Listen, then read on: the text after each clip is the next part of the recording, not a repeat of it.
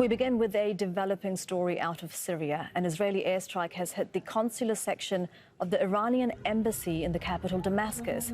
At least 5 people have been killed. Among the dead is a senior commander of the Islamic Revolutionary Guard Corps. Several of the embassy's diplomats have also reportedly been killed in the attack. Iran's foreign minister says the Israeli attack is a breach of all international conventions. Let's bring in our correspondent, Zeina Khodr. She's joining us live from Beirut. And Zeina, Iran's saying that a consular annex was attacked by fighter jets. What are you learning about this incident? Well, no doubt this is a major escalation in regional tensions. Both Syria and Iran are accusing Israel of targeting the Iranian consulate in the heart of the Syrian capital, Damascus. The pictures, the videos emerging from Damascus show a building completely flattened. This is a diplomatic mission, and diplomatic missions should be safe. They should be immune according to international law. So this is really akin to targeting a country on another country's soil.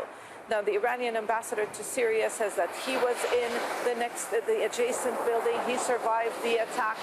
He's also saying and promising that Iran is going to respond. In his words, the response will be swift and harsh. Other Iranian officials on Twitter are saying that, quote, the Zionist regime entered a new phase in this war by attacking an embassy, and that no Israeli embassy will be safe. So this, no doubt, is a significant attack. Israel has been targeting Iranian and Iranian-linked targets for years now, but this is the first time hitting a consulate. They've killed generals in the past, but in this particular strike, they also killed a top-ranking commander in the Quds force. So yet another major blow to Iran. A number of Iranian generals have been killed in recent months. So Iran is promising a retaliation, and this really we've seen a pattern, an uptick in the Israeli strikes, targeting Iranian positions and Iranian-linked positions in Syria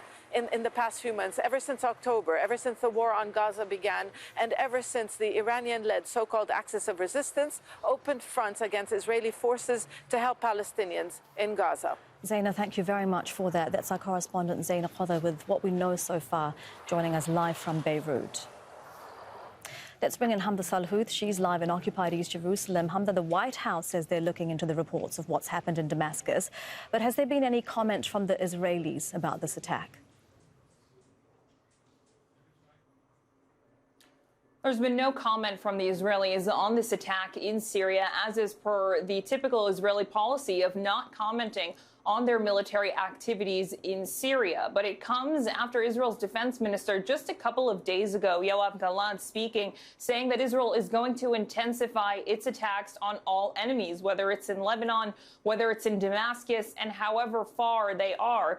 Additionally, we know that Israel's military chief of staff, Herzi Halevi, while speaking in Israel's north, has said that they authorized plans for, quote, the continuation of fighting. That is with Lebanon, but it could also mean a continuation of strikes on Syria. The Israelis have said repeatedly that they are going to go after any target anywhere in the world, wherever and whenever they see fit. Additionally, they have said that whenever they carry out a strike in the daytime, it means that they have direct and precise intelligence on a target or on a person they are trying to target or assassinate. So while there's been no comment on the Israelis from this, remember that there was also no comment from the Israelis back when Saleh al-Aruri was assassinated in Lebanon as well. So it's unlikely we are going to be hearing from the Israelis on this strike in Syria as per the regular Israeli military policy. Hamdah, thank you for that. Hamdah Salhut joining us live from occupied East Jerusalem.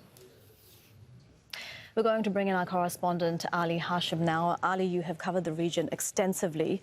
Iran's state media has confirmed that Mohammad Reza Shahadi of Iran's Revolutionary Guard Corps has been killed. What do we know about him? Well, Mohammad Zahidi is one of the most senior IRGC commanders. He used to be, before being dispatched to the region, to Lebanon and Syria, he was also the head of Iran's area, the IRGC's aerial forces, the ground forces. He took several responsibilities over the past years. However, he's been in and out in Lebanon since the 80s and 90s, and was said to be the head of the IRGC in Lebanon. Now, meaning to be the head of IRGC in Lebanon means that he's in very close coordination with Lebanese group Hezbollah.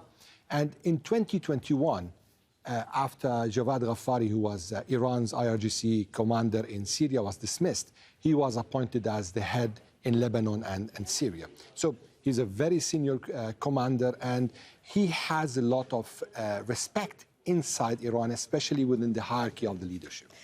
Okay, so really a huge target here. It's, of course, not the first killing of someone from the Islamic Revolutionary Guard Corps since the war on Gaza began. We were hearing from our correspondent in occupied East Jerusalem, Hamdah Salhut. She was talking about the assassination of the Hamas leader, Salah al-Aruri, and he was said to have been going between Hamas, between Hezbollah. If we look at the pattern of who's been killed since October 7th, who is Israel going after?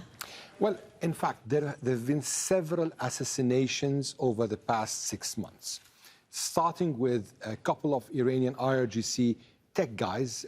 They are officers in the IRGC, but they're mainly specialized in technology. And I think as the Israelis accused them, they were responsible for drone attacks. These were the first 2 IRGC officers who were killed in Syria in an Israeli airstrike. Then there was an assassination of a Hamas operative in Syria, and that was surprising because of all what we know on the kind of troubled relations between Hamas and Syria, and that was responsible for launching rockets from the Golan Heights, from Golan towards the occupied Golan. Then the assassination of Razil Musawi, who was the IRGC logistics guy. He was one of the most senior IRGC commanders in Syria, and actually he was killed near Damascus. Then the assassination of Saleh al-Aruri, then the assassination of the IRGC intelligence unit in Syria, and now the killing of Zahidi, General Zahidi. And it's not only Zahidi who was killed, his assistant, his deputy actually, was killed, and the guy who replaced Razil Musawi, the guy was killed in December 2023, who succeeded him was also assassinated today. So Israel is going behind all the networks, and it seems that it's hitting the layers, different layers of communication, coordination, and leadership. And this is aimed mainly at uprooting the Iranian military influence, and at the same time, for example, with the killing of Saleh al-Aruri, the leadership of the resistance groups, whether in Lebanon or in Syria. Yeah. Of course, we have to mention also the killing of Hezbollah's field commanders during the past months also. We're hearing from Iran's foreign minister, and our correspondent Zeina in Beirut touched on this, saying that they hold Israel responsible, that there will be consequences. How do you expect Iran to respond? They have refrained from responding directly so far, but this attack is something else, is it not? Well, over the past few months, there have been several assassinations, as we said, but it was clear that the deterrence, the Iranian deterrence, is distorted, and it isn't capable of retaliating, or they're taking a kind of a decision to keep a space or a distance and not retaliating. The fact is that today's attack is different. Now, we can't give an answer because this is within the area of analysis. However, it's most probably that with the hitting of a consulate, which is kind of an Iranian soil, the Iranians are in front of a big decision to take, or else the deterrence will get weakened and weakened day after day. And then with the killings of such high-ranking commanders, maybe we'll see much more bigger assassinations over the coming weeks. Ali, thank you very much for your analysis. That is our correspondent, Ali Hashim.